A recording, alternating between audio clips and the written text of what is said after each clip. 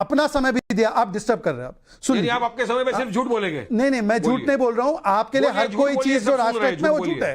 राष्ट्रहित की हर चीज आपके लिए झूठ है। अब सुन लीजिए, मैं केवल इतना कह रहा हूं कि मस्जिद में जो घुस के मारने की बात थी उसको तो उनके पिताजी ने भी कंडेम किया, पर एक व्यक्ति है इम्तियाज जलील, उसने बोला कि नुपुर शर्मा को लटका दो सड़कों से। उस पर क्या कार्रवाई की? बोलो, क्या कार्रवाई की? क्या असद ओवैसी ने प्रेस कॉन्फ्रेंस के अंदर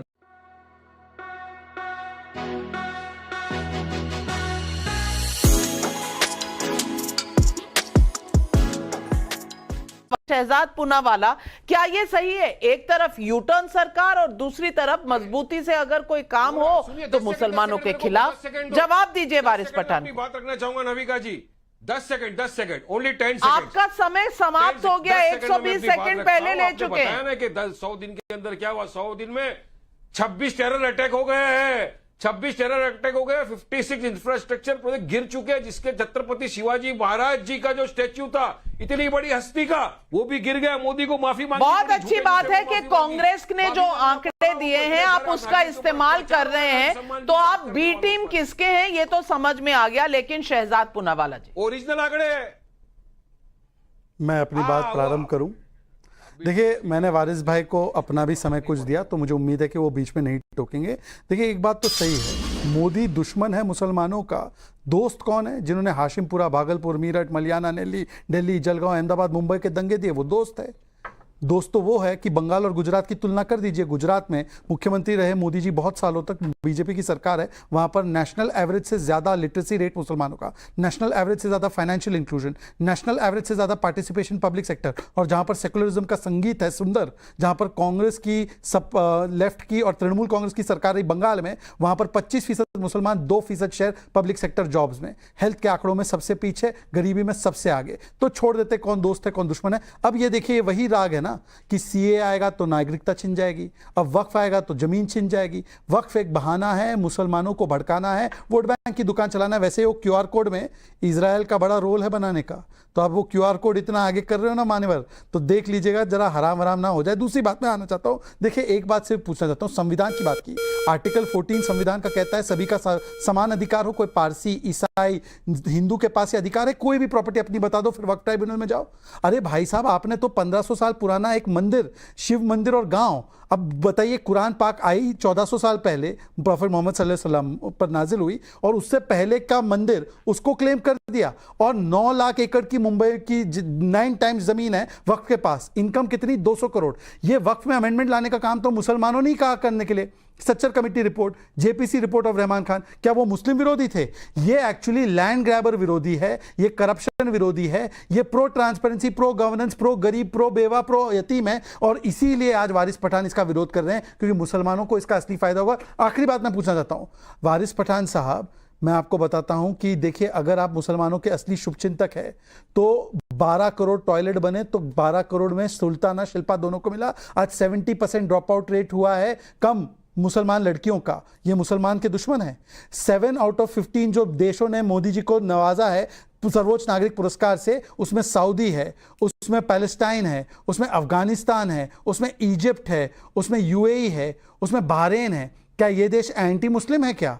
और आखिरी बात मैं पूछना चाहता हूं वारिस पठान साहब, आप तो बड़े हमनवा है ना मुसलमानों के, तो बताइए कि कब एक हिजाबी महिला को, क्योंकि आप इसकी बात करते, एक अपना पार्टी का अध्यक्ष बनाएंगे? आप शुरुआत कीजिए, जवाब दीजिए वारिस अहमदिया भाई को बनाएंगे? बताइए वारिस भाई, जवाब दीजिए। बनाएंगे, जवाब देता हूं। अहमदिया को बनाएंगे? अभी आपने इतनी सारी बात कर ली, मुझे बताइए शहजाद भाई, मैंने जो बताया 4 जून से लेके अब तक मोदी जी मुसलमानों के दुश्मन है, बीजेपी के, मैं तो वापिस बोलता हूं ये है। इतनी सारी मॉब लिंचिंग हो गई मुसलमानों की, मोदी ने एक मुंह खोला है अपना।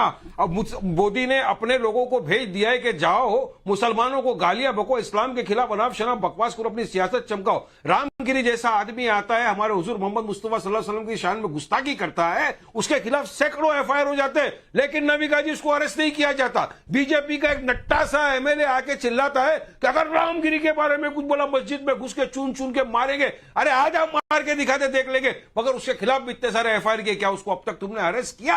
नहीं किया। ये साफ दर्शाता है कि तुम डेवलपमेंट एक वाक्य, विकास केवल सारे एक के वाक्य प्लान में मेरा। फेल हो गए तो आ गए आप। केवल एक वाक्य। अपने मस्जिद मद्दी गाय गंगा दंगा और केवल ये एक नहीं वाक्य। कराने वाले। अपने लोगों को भेजो बिंदास, मुसलमानों को गाली दो, अपनी सियासत चमकाओ। ये क्या 100 दिन में? क्या ये सबका साथ सबका केवल विकास एक सबका वाक्य। विश्वास? और कौन सा सच बोला? 15 लाख अकाउंट में जमा वारिस होगा, नहीं भाई। आया। 2 करोड़ युवा वारिस भाई। वारिस भाई, चलिए, वारिस भाई केवल एक पुराने वाक्य। डायलॉग नए तो लिखवा लेते, लेकिन वाक्य। आपने हेट एक की बात वाक्य। की तो हेट स्पीच कहीं से भी नहीं होनी चाहिए। आप दो लफ्ज अगर अकबरुद्दीन ओवैसी और असदुद्दीन ओवैसी पे भी ने नहीं जब जाते। कहा था योगी और मोदी जब चले जाएंगे मठ में और मेडिटेशन में, तो फिर आपको हमारे से ही भिड़ना पड़ेगा, वो भी हेट पर स्पीच मैं होती है। लेकिन जवाब क्योंकि बाकी बहुत लोगों को बोलना है, मैं क्विकली एक जवाब दे देता हूं। देखिए, उन्होंने कहा कि लिंचिंग हुई मुसलमानों की, इसी कालखंड में 100 से अधिक लिंचिंग हुई दलितों की मुसलमान भीड़ के द्वारा। मुझे बता दो कि किस लिंचिंग पर असदुद्दीन ओवैसी ने